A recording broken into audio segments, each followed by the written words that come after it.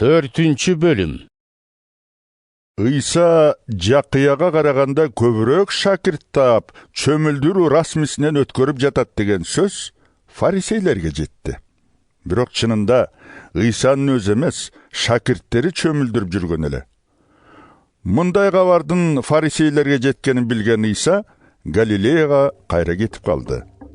Ыйса Самария аймагы аркылуу жол жүрүүгө тийиш эле. Ошондуктан ал Самариядагы Шикар шаарына келди. Ал Жакып өз баласы Жусупка мурас кылып калтырган жерге жакын жайгашкан. Ошол жерде Жакып кудугу деп аталган кудук бар болчу. Жол жүрүп чарчаган Ыйса кудуктун жанына отура кетти. Түшкө маал эле шакирттери тамак сатып алуу үчүн шаарга кетишкен. Ошол кезде бир самариялык аял кудуктан суу алганы келди. Ыйса андан «Ичкенге суу берчи» деп өтүндү. Өзүңүз иудей болуп туруп, менден самариялык аялдан суу сураганыңыз кандай? деп таң калды аял. Мындай дегени иудейлердин самариялыктар менен такыр мамилеси болгон эмес. Эгер Кудайдын сага эмне бергиси келгенин жана суу сураган адамдын ким экенин билсең, анда сен анын өзүнөн сураар элең. Ошондо ал сага өмүр суусун бермек. Деди Ыйса ага. Мырза, Деди аял. суу сузар идишиңиз жок экен. Кудук болсо терең. Анан ошол өмүр суусун кайдан аласыз? Же ушул кудукту калтырган түп атабыз Жакыптан да улуусузбу? Ал өзү да, балдары да, малы да ушундан суу ичкен. Ыйса ага мындай жооп берди. Бул суудан ичкен адам кайра дагы суусайт. Ал эми кимде ким мен берген суудан ичсе, ал түбөлүк суусабас болот. Мен берчү суу анын ичинде түбөлүк өмүр тартуулоочу кайнар булакка айланат. Анда аял: Мырза, мага да ошол суудан бериңизчи. Мен да мындан ары чаңкабайынчы. Суу алам деп бул жерге келе бербейинчи. деди. Ыйса ага: Барып, күйөөңдү чакырып кел. деди. Менин күйөөм жок. Деди аял. Күйөөм жок дегениң туура. Деди Ыйса. Сен 5 жолу күйөөгө чыккан элең. Бирок азыркын күйөөң эмес. Муну туура айттың. Аял Ыйсага: Мырза, пайгамбар экениңизге көзүм жетип турат. Бирок биздин ата бабаларыбыз мына бул тоонун башында ыйбадат кылышчу экен. Ал эми силер иудейлер табынуучу жай Иерусалимде гана болуш керек дейсиздер. Кайсынысы туура? деди. Айтканыма ишен. Асмандагы атабызга бул тоонун башында жана Иерусалимде гана эмес, бардык жерде табына турган убакыт келет.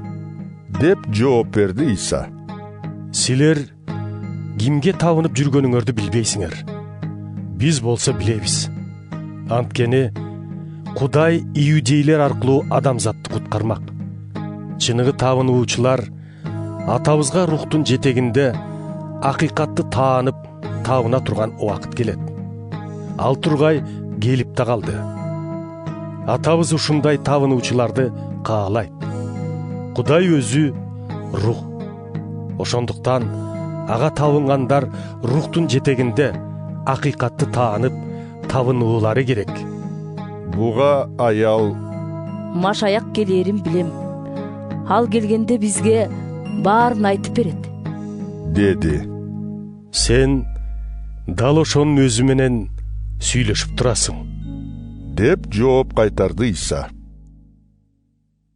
Ошол арада шакирттери кайтып келип, Ыйсанын бир аял менен сүйлөшүп отурганына таң калышты. Бирок эч кимиси андан эмне сурап жатасың, же эмнеге аны менен сүйлөшүп жатасың деп сурашпады. Аял кумарасын кое калып шаарга кетти да: Жүргүлө. Менин кылган иштеримдин баарын так айтып берген кишини көргүлө. машаяк ошол болуп жүрбөсүн. деп элге айта баштады. Муну уккан эл шаардан чыгып, Ыйсага карай бет алышты. Ушул арада шакирттери Ыйсадан: «Устат, тамактанып алыңыз» деп өтүнүп жатышкан эле. Ыйса аларга: Менин жей турган башка тамагым бар. Силер аны билбейсиңер. деди. Шакирттери түшүнүшпөй: Ага бирөө тамак алып келип бердиби? деп бири-биринен сурашты. Менин тамагым, деди Ыйса. мени жибергендин каалоосун ишке ашырып, анын тапшырганын толук орундоо. Анан силер эгин себилгенден кийин 4 ай өткөндө ооруу башталат дейсиңер. Мен болсо эгин талаасын жакшылап карагылачы. Ал тегиз бышып, баштарын ийип, оорууга даяр турат деп айтам. Азыртан эле орокчулар эмгек акыларын алып, түбөлүк өмүргө арналган түшүмдү жыйнап жатышат. Ошентип, эгинди эккен да, оргон да чогуу кубанат. Бири сепкенди, бири орот деген макал ушул шартка туура келип турат. Мен силерди мага түшүм алып келүү үчүн силер эмгек кылбаган жерге жумшадым. Башкалар мурда эмгек кыла башташкан. Эми силер алардын ишине кошулуп жатасыңар.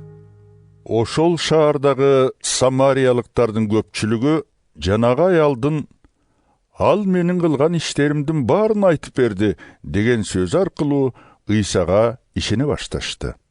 Ошондуктан алар Ыйсага келип, конуп кетүүсүн өтүнүштү. Ошентип Ыйса 2 күн ошол жерде болду. Анын сөзүн угуп, дагы көбүрөөк адамдар ишеништи да аялга: «Биз эми сенин айтканың боюнча эле ишенип калбастан, анын сөзүн өз кулагыбыз менен угуп, чынында адамзаттын куткаруучусу ошол экенин билдик» дешти.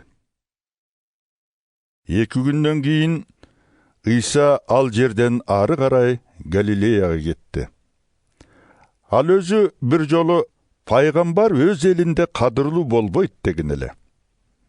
Галилеялыктар Ыйсаны жылуу кабыл алышты. Анткени алар да Иерусалимдеги куткарылуу майрамына барып, анын кылган бардык кереметтерин көрүшкөн болчу. Ошентип Ыйса үйлөнүү тоюнда сууну шарапка айландырган Галилеядагы Каана айылына дагы келди. Ошол кезде чоң кызматты иштеген бир кишинин баласы Капарнаумда ооруп жаткан. Ал Ыйсанын Иудеядан Галилеяга келгенин угуп, ага барды да: «Келип, баламды сакайтып берсеңиз экен.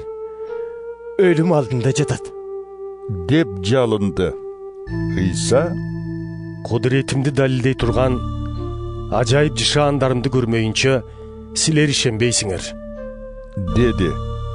Падыша сарайында чоң кызматты иштеген адам болсо: «О мырза, балам өлүп кала электе, келиңизчи» деди.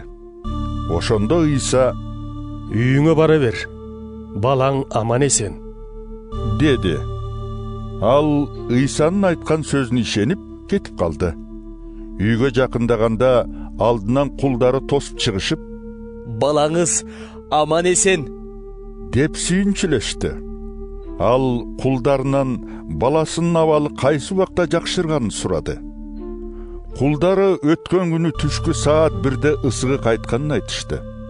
Ошондо ал Ыйсанын балаң аман эсен дегени дал ошол саатка туура келгенин билди. Ал өзү да, үйүндөгүлөрү да баары тең Ыйсага ишенип калышты. Ошентип Ыйса Иудеядан Галилеяга келгенден кийин 2-чи рет кереметтүү жышаан көрсөттү.